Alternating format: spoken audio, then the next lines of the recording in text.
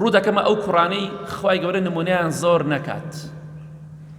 خوای گەورە کوڕی ئاوا بە کەس نەدا، پیاوی دەبینن بە تەمەنە فەقیرە چۆتە ساڵەوە خێزانی مردووە، کوڕە زاڵمەکانی ناڵم باوکیان ژن بێنێ، لە کاتێکە جێشی ناکەن لای خۆشیان، نە لای بووک جێ بێتەوە، نە لای کوڕ، نە لای زاوا و کچ ناشڵێن ژن بێنێ. بۆچی؟ لەبەر چی؟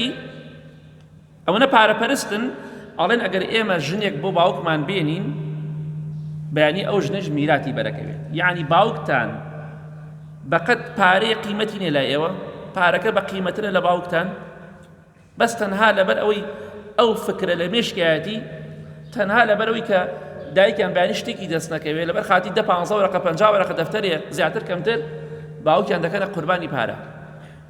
ئەمە چاکەی توی لەگەڵ دایک و باوکتان.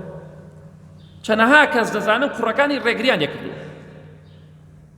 دایکی مردو خۆدازە دایکت نایەتەوە خواری خۆش بێت، بۆ ڕێگری لێ دەکەی، وەڵا نابێ باوکم ژن بێنێ، نابێ کەسە میراتی ئێمە بخوا، باوکی زیندۆ باز میراتم بۆکە. سبحان الله، ئەمە کوڕە یا بەڵایە. ئەمە ئەو کوڕێک کە پێغەمبەری خوا صلی الله علیه وسلم دەفەرمێ خوایان پەنا دەگرم بە تۆ لە کوڕی ئاوە لە منداڵی ئاوە، باوکی زیندووە ئەڵێ میرات نابێ کەس میرات خوا، ئەخەتە تۆزە شەرم بکە. عیبە ئینسان بەرامبەر باوکی خۆی باز میرات کە، یعنی کە ئەڵێ میرات یاتە باو تۆ مردوویتە، حساب مردوو بۆ باوکێکە. ئەمەش کارەساتە بەڕاستی.